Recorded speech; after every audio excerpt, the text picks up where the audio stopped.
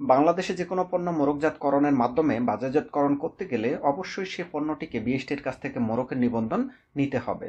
হোক সেটি বিএসটির তালিকাভুক্ত পণ্য কিংবা বিএসটির তালিকা বহির্ভূত পণ্য, যে কোনো পণ্য আপনি মোড়কজাত করে বাজারজাতকরণ করতে চাইলে অবশ্যই বিএসটির কাছ থেকে মোড়কের নিবন্ধন নিতে হবে। তাই আজকের ভিডিওতে আমি আপনাদেরকে দেখাবো কিভাবে আপনারা বিএসটির কাছ থেকে একটি মোড়কের নিবন্ধন নেবেন। তো এখানে আপনারা একটি মোড়কের লাইসেন্সের কপি দেখতে পাচ্ছেন, যে লাইসেন্সটি বিএসটিআই থেকে প্রদান করা হয়েছে। এখানে প্রথমে দেখতে পাচ্ছেন লাইসেন্স নম্বর, তার পরবর্তীতে দেখতে পাচ্ছেন প্রতিষ্ঠানের নাম Mim cafe agro food and beverage এবং প্রতিষ্ঠানের ঠিকানা এখানে আপনারা দেখতে পাচ্ছেন।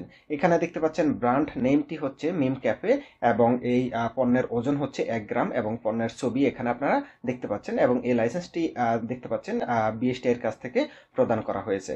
তো এখানে যে পণ্যের মোড়কের ছবিটি আপনারা দেখতে পাচ্ছেন, এর ডিটেলস ছবি যদি আমি আপনাদেরকে দেখাই, সেক্ষেত্রে এখানে আপনারা একটি ডিটেলস পণ্যের মোড়কের ছবি দেখতে পাচ্ছেন।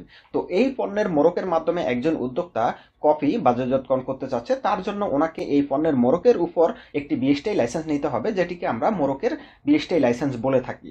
তো এই পণ্যের মোড়কটি দিয়ে আমরা বিএসটিআইতে আবেদন করেছি। এই আবেদনের পরিপ্রেক্ষিতে কিন্তু বিএসটিআই আমাদের পণ্যের ওজন করেছে বা অন্যান্য পণ্যের মোড়কে যে সমস্ত শর্তগুলো থাকার দরকার সেগুলো তারা পরীক্ষা করে দেখেছে যে সে সমস্ত শর্তগুলো আমরা ফুলফিল করেছি কিনা।